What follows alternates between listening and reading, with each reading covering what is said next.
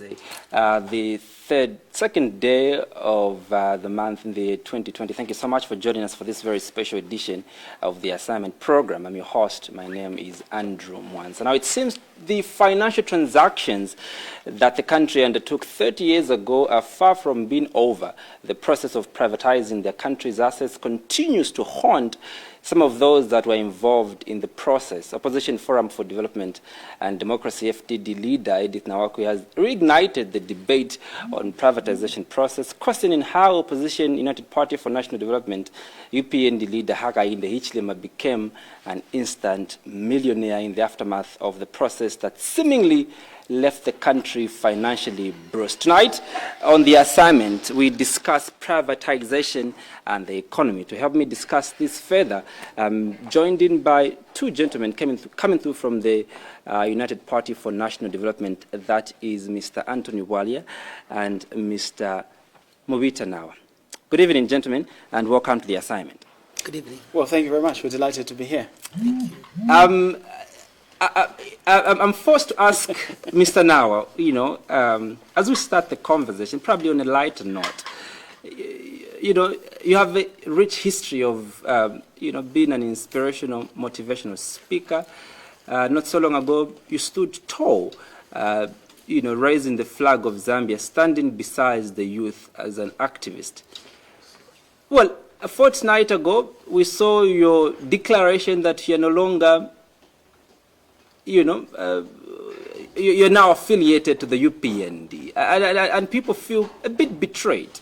Why has Mr. Nawa, left the neutral stance of being an activist? Why has he joined active politics? Other people feel that those stands that you had put up when you strongly stood, beside the youth on the 22nd of June 2020 were steps that you are planning to ensure that probably you gain a bit of some popularity. Let's begin from there. Mr. Nawa, what facilitated your transition? Has this always been at the back of your mind?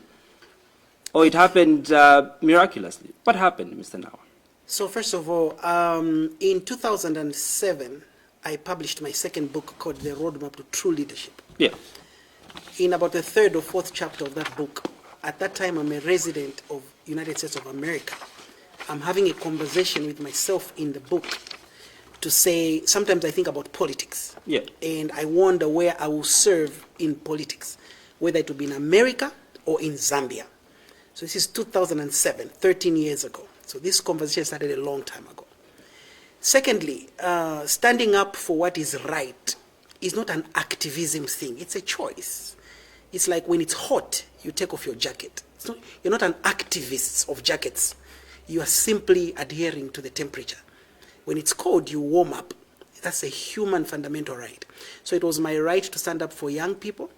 It is still within my right and jurisprudence to stand up for Zambia. Some have called me a cadre. It's fine. Every human being is a cadre. A child below the age of 5 is a cadre. They carry a card called under 5. Every Zambian is a cadre. They carry a card called NRC. So if I am a cadre, then I carry a green NRC, /11/1, with my initials. And based on that birthright, I have a right to speak so that my children can find shade in which they can sit, food they can eat, water they can drink, and above all, pride of a country that belongs to them rightfully. And that's what I'm fighting for. How long have you had intentions of joining the UPND? I have had intentions of supporting the right people. I've never belonged to any party all my life. Never, ever. I've had intentions of supporting the right people.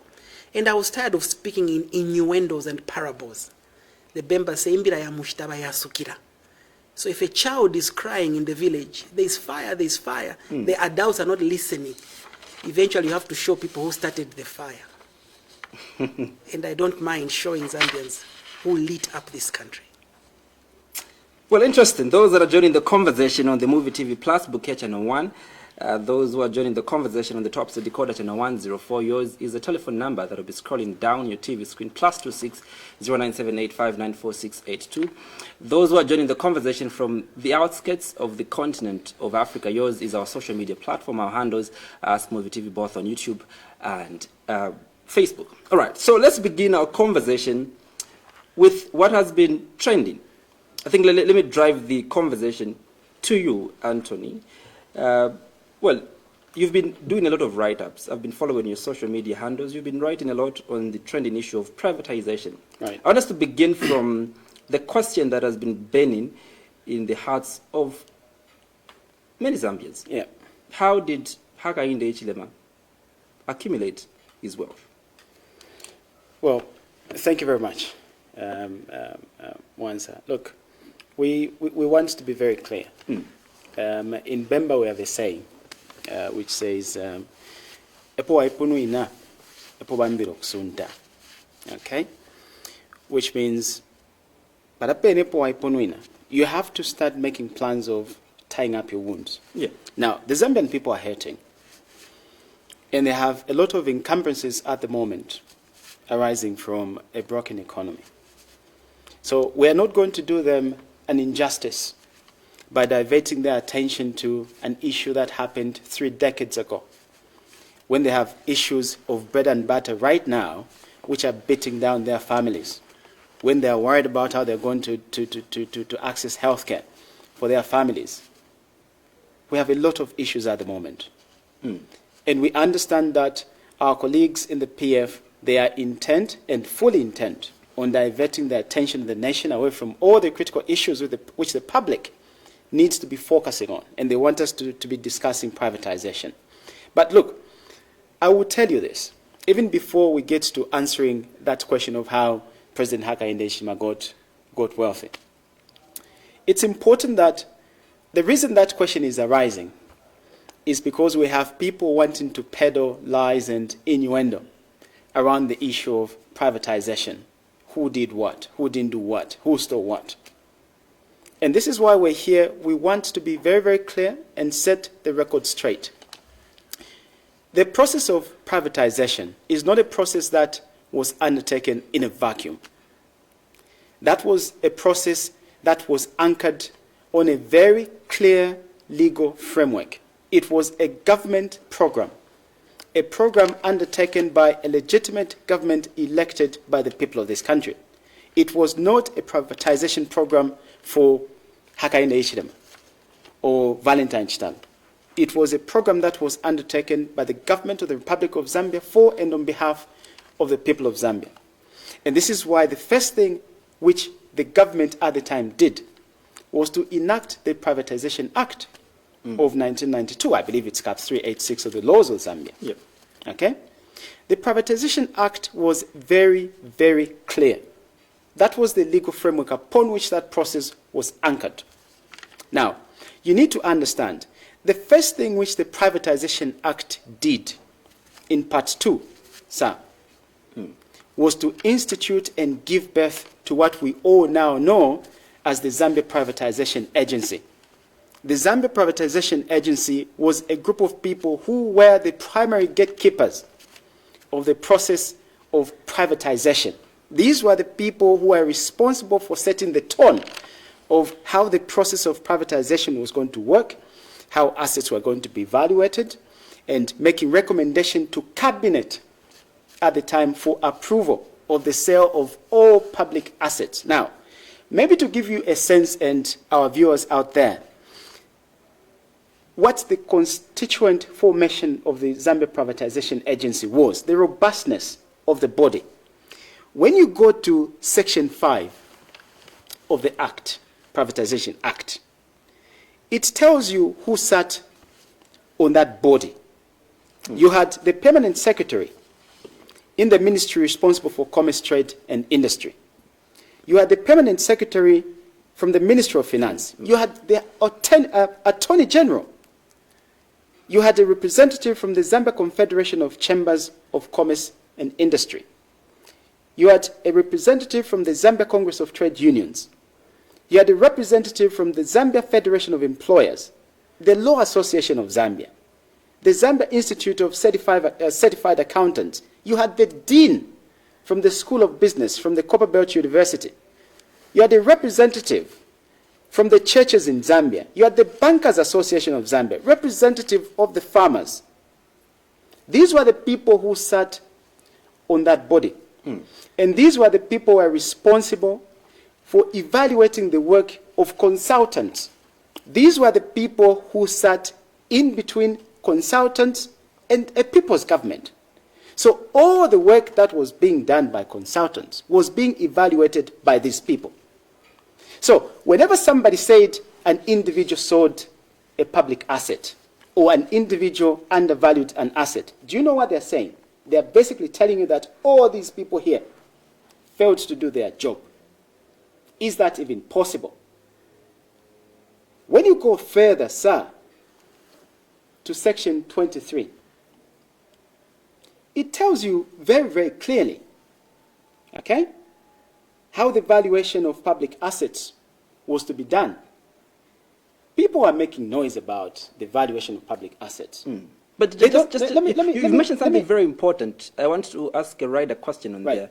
You've mentioned of the formation of the people responsible, as a board. Who was the chairman for all those, And the reason I mentioned the constituent formation of the Zambia Privatization Agency, I want you, the Zambian people, and those making noise about how the whole process was carried out, to realize that there was a body in place to act as a gatekeeper, to safeguard the interests of the Zambian people.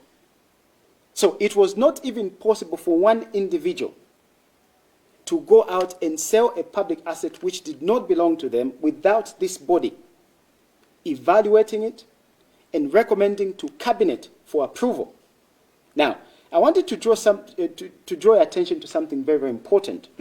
Section 23 sets out very clearly how the valuation of public assets were to be done. People wake up and say, well, people undervalued public assets. That's just mad. I come from the ranks of professional services. And here it tells you very clearly, sir, that the valuation of assets,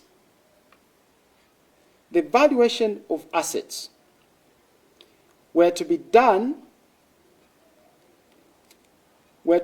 by an independent valuer, and a certificate of valuation were to be issued. So for every asset that was valued, a valuation certificate was issued.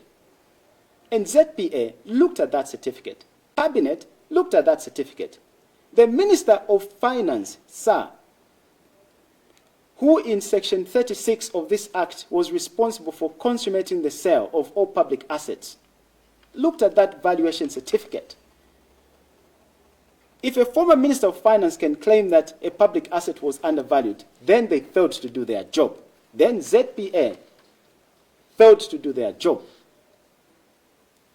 But interesting enough, when you go to Section 29 of the same Act, it tells you the minister responsible for finance shall establish a privatization trust fund in which government shall hold shares in trust for citizens of Zambia for divestiture and purchase of shares. You might need to ask the question, and Zambians might need to ask the question to all those who served as former finance ministers at the time, including one of them making wild allegations at the moment. Where is the privatization trust fund, which the law requires that they set up? This was not the responsibility of an individual, sir. The law was very clear. So I've gone through this to demonstrate to you and the Zambian people that this is not a process that was carried out on the streets. This was a government process. And it is unthinkable that you can have people right now dreaming and leveling accusations against one individual when you have an entire host of individuals who were tasked with the responsibility of ensuring that this process was carried out, safely and with the right kind of due diligence. To the responsibility of the valuation of the assets, who was solely responsible for that? Was it the entire board? No, like I've told you. Agency that was like I've told you. ZPA was responsible for appointing consultants. Yeah. Okay? Consultants do their work. They submit to ZPA. So if I'm a consultant, I value that this pot of flour is worth 2 kwacha. I issue a valuation certificate in line with the standards that are necessary for the valuation of this flour pot. Let me just add to Yeah. that. Thank you Yeah. so much, Anton. That's awesome. You asked a question to say who was heading, the chairman for what. So there were 4 bodies, control measures, that President Chiluba established together with his team to ensure what we call in accounting Chinese walls. So first of all, there was the Zambia Privatization Agency, which Anthony referred to, which came out in 1992. Yeah. Okay, that one was headed by Mr. Valentine Chitalu, Zambia Privatization Agency, that came as a result of the act. Then there was the Zambia Privatization Negotiation Team. This was a supervising body to the agency. Okay, the agency was in charge of selecting evaluators, but the supervising body was the negotiation team. This was headed by Attorney General George Chilupe, and later on Bonaventure Mutale. Okay. These were they were all control measures that the cabinet had put in place.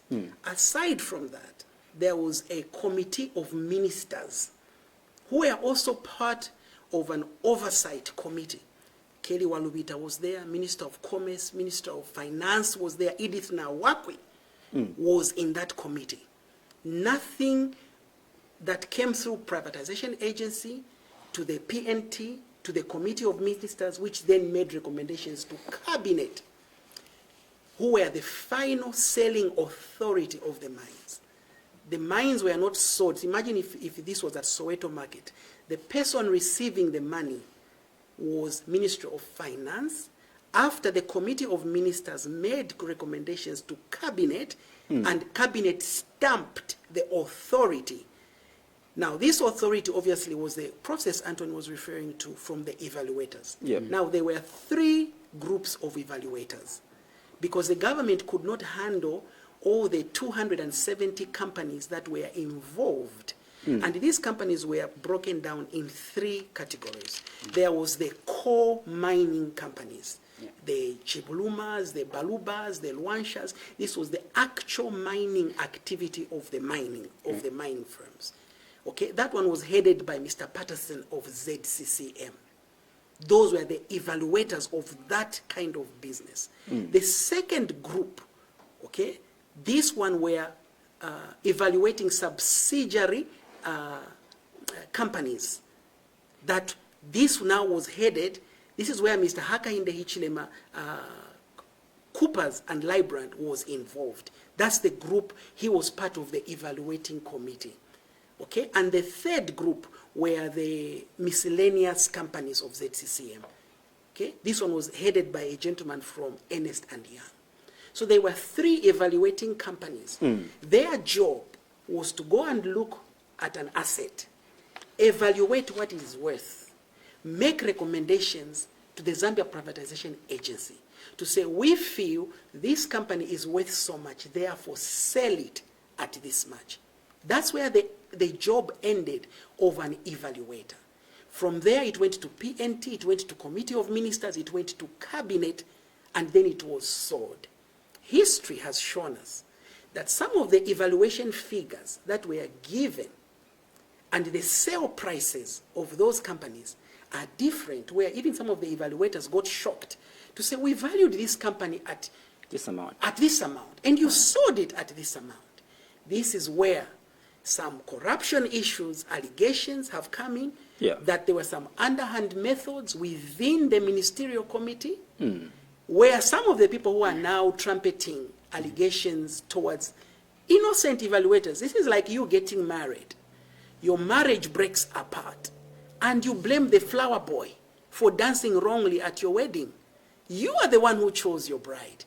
You are the one who said, I do. The flower boy just danced to a song. I think that is where people are dragging the conversation. I was listening to Deputy Media Director of the UPN of the PF, Comrade Antonio Mwanza.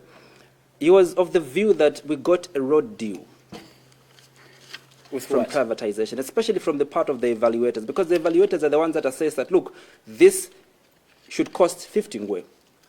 And so they're of the view, many people are of the view, Mr. Bwalya, that we probably got a road deal out of privatization. Did we get a road deal? Really? And this is the kind of misinformation which people who don't understand how professional services work. Now, I'm going to repeat to you and the Zambian people that I come through the ranks of professional services. You just don't wake up and pick up an asset and start second-guessing how much it's worth. There are standards, Sam. You need to weigh the, the assets and the liabilities of a company before you decide how much a company is worth. You can't just lie. Look, people talk about, for example, the value that we got for the mines. Yeah. You know what they're using? They're using foresight. Because the information that evaluators probably had at the time did not take into account future exploration activities. That information was not available. You can't take into account what's not there. How do you even begin to considering it? Okay? So we got the values on the basis of the information that was available. Okay? So you can't, for example, cry that, I'll give an example. Many of the houses that the late President FT just sold, the council houses. Do you know how much they were sold for? They were sold for 10,000. 10,000 kwacha. Okay?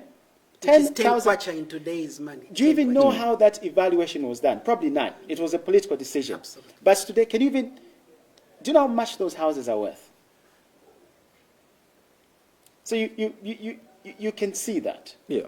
Okay? So you can't cry and blame consultants for the work that they did, professional work, on the basis of the information that was available. I will draw your attention very, very quickly to the issue in Livingston, because that's the issue where many of our colleagues in the PF and those are making, frankly, foolish allegations that President Hakainde Hichilema acted improperly. I'm sure the director has some of the pictures. If probably maybe you can display some of the pictures, director will get to see, an illustration of what Mr. Bwalya is trying to explain. Yeah. So because what we need to show to the Zambian people is that in respect of the property in Livingston, the hotel properties in Livingston, there has been this misinformation that there were companies that bid 20 million. There were companies that bid 9.5 million. Yeah. None of that happened. Okay? Because we have that. So you can see there. The picture, yeah. So you can see there the Livingston Intercontinental, which is the subject of discussion. Yeah. The company that was offered that property bid $5.66 million. In addition to that, they were offering an additional 50 million plus worth of investment. The other companies you can see there, Stocks and Stocks, 5 million, Force Travel Bureau, 10 million, Marasa, 4.7, and so on and so forth. Yeah. You can actually see that $5.6 million was the second highest bid. But in addition to that, it had an additional $50+ million worth of investments coming with it. When you look at the final selling price, which is at the bottom, are we able to get the bottom of the picture, director? At the bottom. Are we able to get to the bottom of the picture? When you get to the bottom of it, you actually see that that property was upsold. No, the previous picture. Yeah. But that property was upsold by a fair amount, because subsequently it was sold for 6.5 million. Yeah. Okay? But in addition to that, the director can actually move on to the next one. Yeah, let's get to the next picture. In addition to that, you actually see that the company fulfilled on its promised additional investment because they delivered an additional $52 million in terms of additional investments. There is no other company of those who bid who were proposing to do such a thing. Is this the... No, that's not the one. Yeah, let's get to the other picture. If we can get to the other picture, director, so that we can clearly see what is at play. Okay, so you can see that $52 million. That is an extract of financial statements from Sun International. they actually plowed in $52 million in Livingston. And that is what you see today. And that is the kind of foresight in leadership which Zambia is lacking today. Because investments at that time, it was not just about who was prepared to pay how much. You needed to look at the investment plan. And that is what one Hakainde Hichilema looked at and recommended to the government at the time. And it made sense. Look at Livingston now. Today we are talking about the tourism industry that contributes anything between 3 to 4% of the country's GDP, thanks to that decision that was made at the time. But the other thing that we wanted to highlight, it was the issue of ownership. And I think that's where the director needs to display the other picture. The other picture. Because those who are peddling lies and innuendo have been saying that Hakainde Hichilema, immediately after the company was awarded the contract, he went on to own the company. That is Sun, yes, Sun, yeah. Or shares in the company. Those are financial statements from a company in South Africa, the parent company of Sun International Zambia at the time, KESAF. Okay, that was a company that was listed on the Johannesburg Stock Exchange in 2001. Clearly, if you go to the bottom, okay, in 2001, when you go to the bottom, the company is telling you in their financials that they had 100% ownership stake in Sun International Zambia. 100%. So there is no way in 2001 any other individual could have owned any share in that company. It's not even possible. So all of these things are lies. Okay? They are all lies. You can debate about the issue of directorship. There has been no law anywhere in this country that prevents an individual at any given time to take up directorship in a company. Let me just say also, as an ad-lib to that, to be a director in a company is it's a preserve and an opportunity for any citizen to be a director, to own shares. You know, those are laws governed by PACRA. There is no criminality in being a director. There is no conflict. Even when you talk about conflict of interest, you have to prove that somebody actually had conflict of interest. What insider trading did they have? What prelude did they have opportunity to do it? I want to share something as well to say that there's been a myth around Sun International to say that it was owned by Mr. Hichilema. It's been a myth around that. Maybe it's because it's such when did he become director, one of the directors? Okay. At what point? First of all, before we answer that, and some of these questions, I think it would be good to have Mr. Hichilema here with some of his accusers as well, so that we ask them, when did you even know Sun was privatized? Did you ever sleep at the old Sun? Because some of us slept at the old Hotel Intercontinental in Livingston. It was nothing but an 8-bedroomed house that sat in the middle of the jungle. So, and we've now had an opportunity to spend the nights at Sun as well as at the Royal, day and night. So the issue of being a director as to when or where, those are semantics. You see, whether it's yesterday or 30 years ago, that's not the issue. You see, in Zambia, we like to split hairs. The real issue here is we have a citizen of this country being tried in the court of public opinion. I'll give you an example. In 1948, at the General Assembly in Paris, they sat under the Universal Declaration of Human Rights, and they said that a person is innocent until proven guilty, and that the burden of proof of guilt of that person should be on those prosecuting. And I want here, this is where I would like to invite Madam Dora Silia to personal tuition on how to write press statements. As a Minister of Information, you mustn't attach emotions to a press statement. It's not a personal vendetta. You ought to come out with clarification. And that press statement that was issued the other day, that is, she was jury, judge, prosecutor, witness, sentencer, and mukobeko, all in one sentence, in 4 paragraphs. And she literally said, based on accusations leveled against Mr. Hichilema by Honorable Edith Nawa, we, the government, feel You hear that? Based on allegations. We, the government, feel that this case should be tried, and should we find Mr. Hichilema guilty, we shall therefore. So here's my point.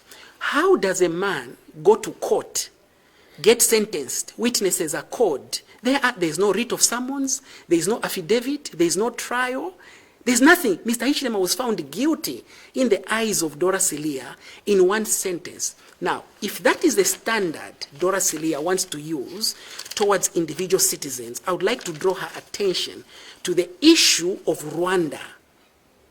In Rwanda, there was a case where the rebel leader in Rwanda, who is in charge of the militia side of the Rwanda liberation movement, alleged that President Lungu financed the Rwandese with $150,000 and pledged $1 million towards that. This is an allegation from a Rwandan rebel leader, similar to allegations of Edith Nawakwi.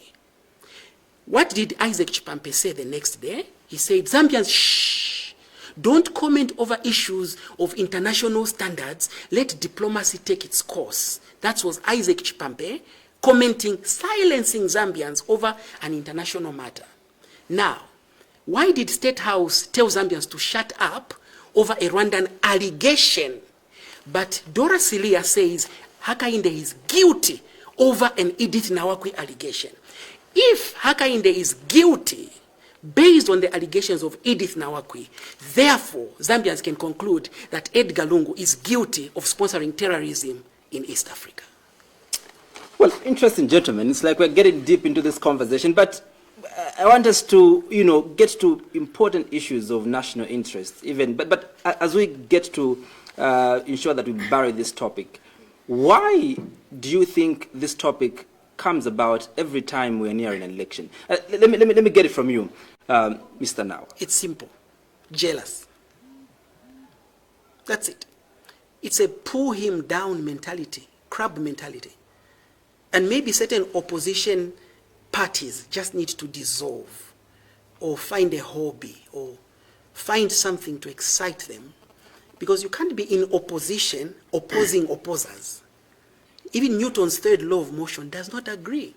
Even the laws of buoyancy and matrix and inertia don't agree. So it's absolute jealous, number one, that certain opposition leaders are not famous. Some of us, even our Facebook pages, just the people who follow us, are more than certain candidates got, the whole nation. The whole nation. So there's number one, jealous. Number two, there's a wind of change in Zambia. You see, in 1991, when Kaunda was relinquishing power, from 1988, 1989, there was a wind of change in Zambia. You could sense it. I was a young grade 8 student, but I could sense it. Wind of change when UPND councillors are resigning? Well, change is not always in the direction you want it. Sometimes there's what we call in psychology a tipping point. When a councillor resigns, he has his personal reasons. How many councillors resigned? There were 5, 6 of them. Why did they resign? Some of them were offered houses. The evidence is there. And that resignation, you shouldn't equate that resignation to the wrongs of where they belong. It's the indignation on yourself in terms of economic hardships. The wind of change right now in Zambia is that people are suffering. Students are not on bursary. There is no liquidity. The economy is growing at negative 5%. Inflation is almost 20%. All the indicators, financial indicators, are harsh. Yep. That's a wind of change. And the powers that be, those who are supposed to be holding the reins of power, can sense that the masses will turn against them. Your president but also let me just is coming out like a crybaby. He's saying that they want to kill me. Let me just emphasize one very important point on the basis of the question that you just asked. Why are we having this discussion? Okay, in the 4 months leading up to September last year, we know that, and the Zambian people need to know, that the government of the Patriotic Front deducted an amount equivalent to 418 million kwacha from the pay slips of our teachers who work very hard under very difficult conditions. If you do your math, that's around $26 million in 4 months. If you project that over a period of 12 months, it's about 78, close to $80 million. This is something that has been happening for around 2 years. So close to about $200 million over a period of 2 years, deducted fraudulently from the pay slips of our teachers, in the name that government is going to remit that money to various loan issuing companies that have given loans to our teachers. But they haven't done that. Where have they taken the money? Do you think the PF regime right now wants to be having this discussion, which our teachers and their families are firmly worried about and they want answers to? Do you think they want to be having this discussion? Now they want to start diverting the attention of the Zambian people to useless discussions, which have absolutely zero basis. Now I want to tell the Zambian people, again, the issues that we need to be focusing on. If you are a teacher in this country, your name is on the CRB list, Credit Reference Bureau, you're a bad borrower. Not because you're a bad borrower, but because the PF regime have gotten money off your pay slip, but they have not remitted it to the company that issued you with a loan. Those are issues which Zambians want answers to. They don't want innuendo. There's nothing with privatization. I have a sister in Ndola. She has a son, 12 years old. He's come down with diabetes. There's no insulin in our public institutions, health institutions. They need to find 1,500 kwacha every month to be able to buy. Those are things that you needed to explain, and we'll get to it. Yeah. And this is what I'm trying to demonstrate. Yeah. There's really nothing there. That's not of importance to the Zambian people. What the Zambian people want is when they go to a health facility, at Charleston Clinic, at Kabushi Clinic, they want to find insulin. Or Panadol. Or Panadol. Those are the issues. A medical doctor dying in Kabul. Absolutely. Because there was no Panadol. Okay, absolutely. How can we be having a discussion around a $6.5 million worth of a transaction which happened over 20 years ago, which, by the way, delivered excellent value for this country? Over 100 million in returns over when, the last year. When the PF regime have refused to constitute a commission of inquiry into over $2.5 billion worth of unaccounted for Mukula revenue for the period 2012 to 2019, in 2018 alone, they failed to account for close to $100 million worth of Mukula. Do you think they want to be having that discussion right now? Sorry, Mr. Bwalya. You said, Antonio said the Zambian people got a raw deal. Today there was a fire. Okay, a car got burnt. Today, not 27 years ago. Yeah. A car got burnt today. Yeah. A Zambian citizen, by virtue of birth, is entitled to national security, soldiers, or police, homeland security, medics, hospitals, education, and so on and so forth. Today, a car got burnt. A fire truck went to rescue that car today and failed lamentably to put out a fire on a motor vehicle of a taxpayer. Now, this is a fire truck that cost $1 million each, was insured for $250, but cost $1 million, which the President Lungu, who has a tendency of commenting on useless things and being quiet on important things like gassing. He has never said a word to this day. Only his wife appealed. And when she appealed, gassing stopped. Okay? Those are the things Zambians want to know. Where did the $42 million go? Who stole that money? The Constitutional Court of Zambia ruled that the ministers that sat for those 3 months sat illegally. Illegally. The Minister of Justice, I fail to add the adjective honorable these days. I fail. And there's no law requiring me to call them honorable. They're nowhere near honorable. But the Minister of Justice, who is the supervisor, sort of the Minister of Justice, said, I shall not pay that money. Now, if the Minister of Justice says, I shall not pay that money, the President then says, no, leave them, they worked. The Zambians want leadership and justice and equity for all. There can't be a law for the rich and a law for the poor. Mr. Nawa and Mr. Bwalya, I think President Hakainde Hichilema has been on record calling for those who are accusing him of being involved in dubious ways in privatization to go to court. Yes. Now, the issues of when Honorable Doris Lee issued that statement, he replied on his Facebook status to say, "Bring it on." A few hours ago, he was stating that they want to kill me.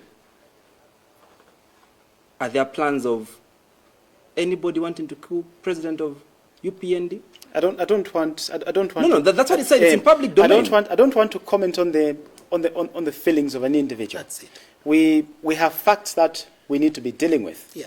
Facts But such this as is a man that has been confident. and this is what I'm telling you. Yeah. Do you think Zambians care about how President Hakainde Hichilema feels? What Zambians care about right now is why the Ministry of Health, under the PF regime, handed $17 million worth of a contract to supply kits to a company that doesn't exist, with zero intention to supply.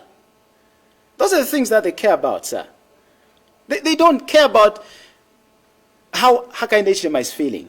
We will be doing them a disservice if we start discussing the fears of President Hakainde Hichilema. They don't care about that. People are hungry in their homes right now. Besides, there's a psychologist called Sigmund Freud who said, the late Sigmund Freud, he said, people do what they do because they are motivated to do so. Yeah. Now, as my counterpart and colleague has said, we can't comment over his opinion, personal views. He has a right by virtue of the Bill of Rights of this nation, number one. Number two, let's not forget that this is a man who spent 124 days being locked up, violated, over who had more people than others on a road, on a dusty road. A traffic offense, in basically. Limulunga. Okay? So, he's not speaking from nowhere. Yeah. One. Two, he spent time in ugly places. And I'm sure if you have dialogue, you've heard him describe. Three, he was almost killed in his own house for hours, surrounded. You can barely stand the fireworks. Now imagine an entire army at burst at your threshold. So he's not talking from, just spooky feelings. He's talking if from there's a tag that the UPND is known for is Bali will fix it. The UPND will fix it. Let's begin by what you mean when you say you will fix it. What is it that you will fix? So I'll give an example. One of the things that Zambians are concerned about is the issue of taxation. They are saying, look, we are overtaxed. We have nothing to take home at the end of the month because everything and every day it is tax, tax, tax, and more tax. We have a PF government and regime that is intent on sucking every bit of kwacha out of the pockets of individuals, even though they were elected on the premise of delivering more money into people's pockets and lower taxes. Chances are you don't have more money in your pockets, and chances are your taxes are through the roof, as is the case for the taxes of everyone. So the UPND is not even saying we'll give you more money in your pockets. The UPND is saying we are going to fix the personal taxation system so that we can channel and direct the balance of resources away from a corrupt government entity as we have at the moment, directly to the household and individuals, the microeconomy. And this is why the UPND and Hakainde Hichilema, we have been on the record, and we still continue to be on the record. And by the way, even the Jesuit Center for Theological Reflection has agreed with us that we need to change how personal taxation works in this country. And this is why the UPND has been on the record, and we've proposed that, number one, we need to increase the lower tax exempt threshold from the current 3,300 to 4,000. We need to lower the upper tax bracket from 37.5 to 22.5, and we need to moderate the middle tax bracket to anything between 10 and 15%. And we think that by doing that, over a period of 5 years, we will deliver anything between $1.5 to $2 billion directly into the economy. That is money which people can spend on healthcare. That is money which people can spend on education. That is money which people can invest in small businesses to be able to uplift the general status and livelihood of their families. We are talking about a basic food and nutrition basket at the moment that costs more than twice what it used to be in 2011 when the PF came into power. 2,900 was the cost of the basic needs and nutrition basket. Today it is 7,300 kwacha sa. Where will people get the money from? And this is why the UPND is saying we need to liberate the man and woman in the microeconomy. We need to deliver incentives for small businesses. Yeah. We cannot have big mining corporations. By virtue of the investment agreements which they signed during privatization, by the way, investment agreements which were signed by the government which the people had elected to protect them. Mining companies have gone for close to 20 years without paying a dime in personal taxation, in corporate, in corporate taxation. I'll make you and, pause and, there. and this is why, again, we want to emphasize that we are committed and eager to deliver an equitable tax system that works for people and corporations, and one that delivers maximum gains for this country and its people. That is in part what we mean when we say Bali will fix it. We'll get to the deep down the conversation of that particular angle. Who's on the line and where are you calling us from? Yes.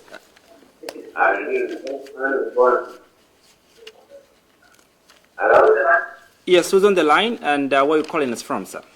Please reduce the volume on your TV set. We are receiving feedback. Yes, from Monze. Who is speaking? I just want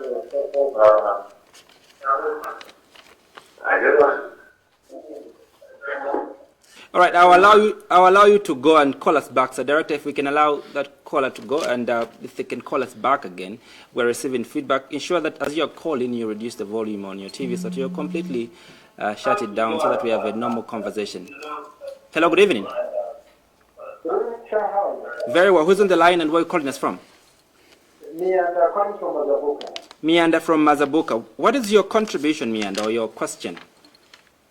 My contribution, I think I've been following this program since it started. So. And the way the gentlemen are analyzing the issues, I think very grateful to see that these guys really know what they are doing on the platform. And I would want to encourage the TV to continue bringing such type of programs on TV that can educate the masses in sensitive issues like the one on the table now. The country is discussing such issues, malicious issues, I can call it, looking at the way Edith Nawaku is ridiculing Hakainde Hichilema, a person who is innocent in my view. I think that's my contribution. It's just encouraging the guys to keep it up. Coming through. Let me pick another call, Director, and then my panelists get to collectively respond to the questions that will come. Hello, good evening. Do we have anyone online? +26 0978 594682. That is the number you're dialing to reach us. Hello, do we have anyone online? Hello, good evening. Good evening. Yes, who's on the line and where are you calling us from? This is Joseph Busenga. I'm calling you from within Osaka. Comrade Busenga, how are you doing? I'm splendid, yet very disheartened by the frivolous allegations that a person I once considered honorable and the person I once considered to have been the first female Minister of Finance has decided to go very low and make accusations which are baseless. Now, I just want to mention that he who comes to equity must come with clean hands. And what perturbs me and all those that I have social intercourse with is the very fact that the person who presided over privatization, who was the last man in command, was Edith Nawaku. So if she's saying HH benefited fraudulently from privatization, where was she from 1991 to this very point? Is she telling the people of Zambia that she saw someone committing a crime and she decided to keep quiet? If that is the case, for what purposes? And if the laws of Zambia are to be applied equally, then Nawaki must be reported.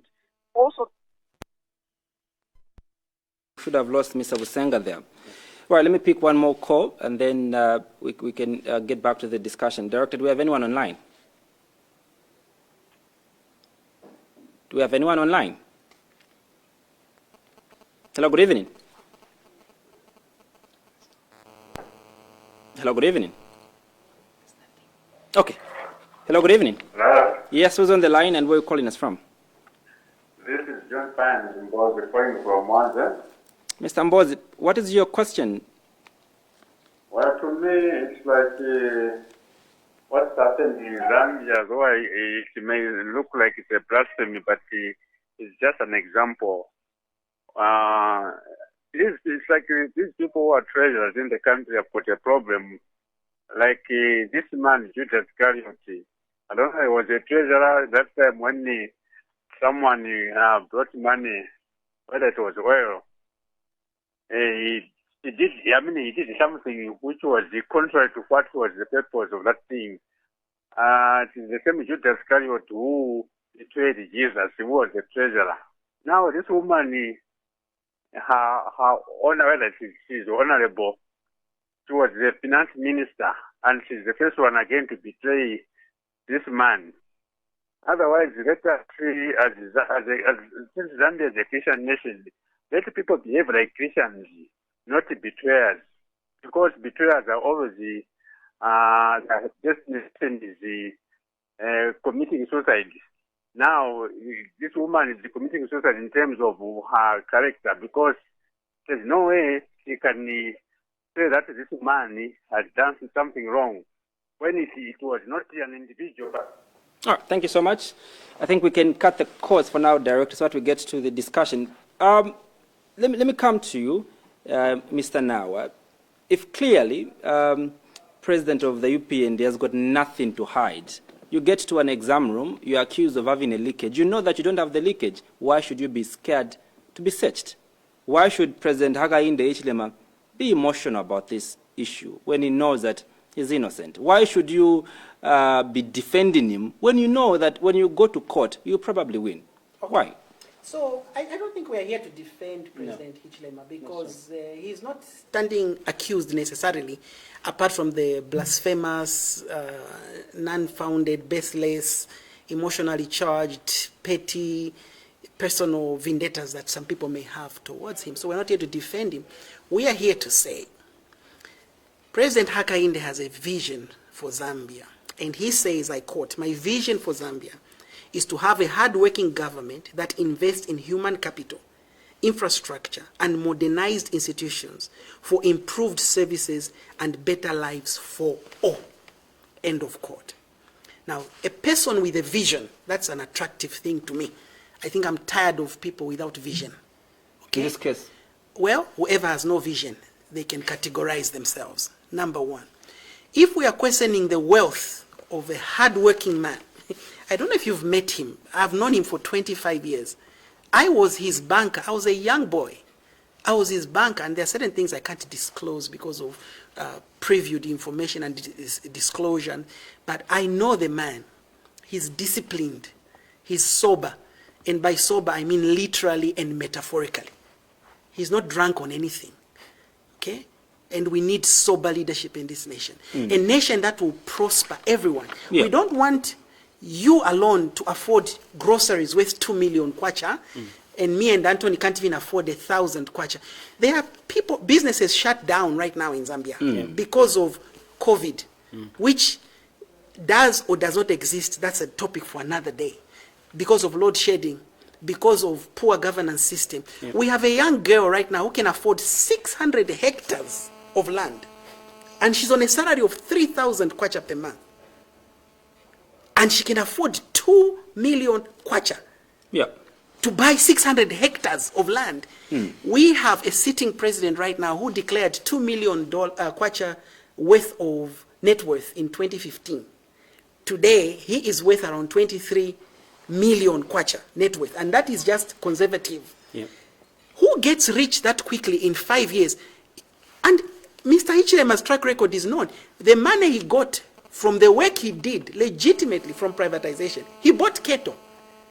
He bought cattle and he bought ranches. Well, one of the interesting, thing that people would like to know, I know you've spent so much time with President Hakainde Hichilema, leader of the UPND, is he boasts of, when I become president, the kwacha will appreciate in less than 24 hours. People have been asking, how? Can I quickly answer that, Anthony? Because I worked in banking. Yeah. Okay, in banking, there is what they call confidence based on leadership, the reputation of a leader. Yeah. You see, when Barack Obama was leader of America, there was certain confidence people had in America. Yeah. And investors as well. And investors. Yeah. And you know that America is the biggest borrower in the world from China. And when Donald Trump came and he started fighting wars with China, the confidence people had in America, Saudi Arabia pulled over $300 billion worth of investment from one portfolio into another portfolio, based on change of leadership. Yep. So when Hakainde becomes president of Zambia, the kwacha, which is now getting married to the 20s, which Rupiah Banda left in the 5s, the kwacha will drop. And I'll give you an example. There's a company called Standard & Poor's. These are the rating agencies of financial institutions. You don't just wake up. It's like credit bureau on personal level. Standard & Poor's rating of Zambia in 2011, March, was B+ with favorable outlook on the economy. The Standard & Poor's rating as of March 2020 is CCC negative. That is like getting not 9 in your qualifications. You've gotten below F. Why? Because Zambia is $20 million in debt. When Rupiah Banda left Zambia with $2.5 billion in reserves. That alone is confidence. Even in marriage, certain men, just the way he looks, you know he can afford a meal. Certain men, just the way you look, na minibus usaza kwanisa. And if you put Hakainde there, and you put Listen, but also one of the things that you're passionate about, I'm wrestling against time, and so I want to touch here and there, is the education. You spoke highly of the importance of education, Mr. Bwalya. We do know for a fact that meal allowances at the University of Zambia and the Kapabacho University was scrapped off. What is the plan of the UPND? Are you intending to reinstate the allowances that the students let me tell you, sir, now, and let me tell the Zambian people, that for me this issue is personal. Because when I was Secretary General of Koboso, I and my team were the last union executive to have negotiated for a pay rise for students. In 2011, it was granted in 2012. Students at the time used to get something within the region of 431 per month, kwacha, in meal allowances. We negotiated it to 675. It is this 675 kwacha per month which the PF regime brutally took away from poor students. And you still expect to deliver a quality education. The view of the UPND and President Hakainde Hichilema on this issue has been very categorical. Meal allowances for students are a critical ingredient towards developing the right caliber and standard of graduates in Zambia. A lot of these young graduates, talented as they are, they come from families who live beneath the poverty line.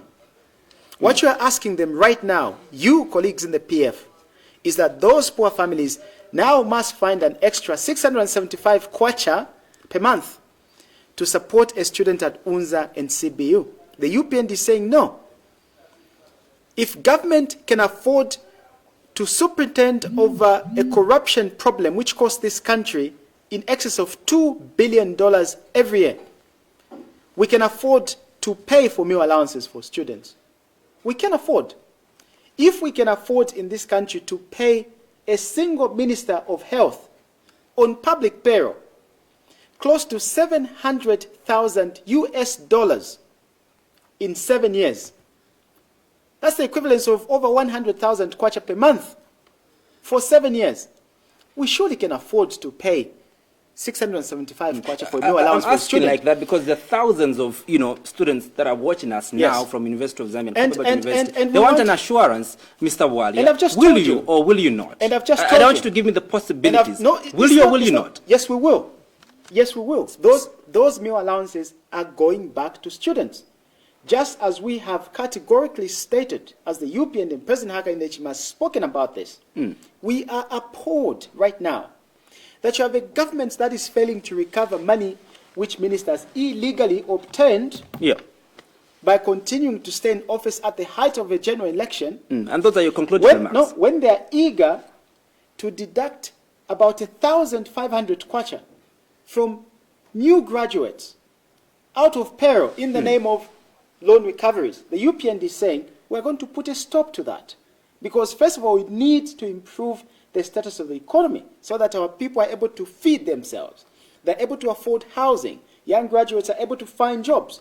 Then you can begin thinking, how then do we transition this mechanism of supporting students through higher education, not just as UNZA and CBU, but at several other institutions. Let me get your last remarks, Mr. Nawa, as we close. So in motivation and psychology, we say no one can stop an idea whose time has come. The time has come for change in Zambia. Zambians have woken up. They have seen their leaders get rich in 4 years to become billionaires, who are now accusing people who got rich legitimately. Zambians deserve better leadership, visionary leadership, justice system, equity, and opportunities for all, not just for 2 or 3 I'll be charged. My time is up. Thank you so much, gentlemen. Appreciate. Hope to have you again for round 2. Thank you very much indeed. We're delighted to be here. And can I just mention that to the Zambian people, let us hold fast. Let us keep the faith. Change is definitely coming in 2021. We cannot have any other result other than a victory, not for the UPND and HH, but for the Zambian people. Mr. Nawa, we need to liberate the country I'd like to thank you. And its people. All right, good night. Thank you so much to my producer and director, Mubita. For now, it's good night. See you Sunday at exactly 19:35.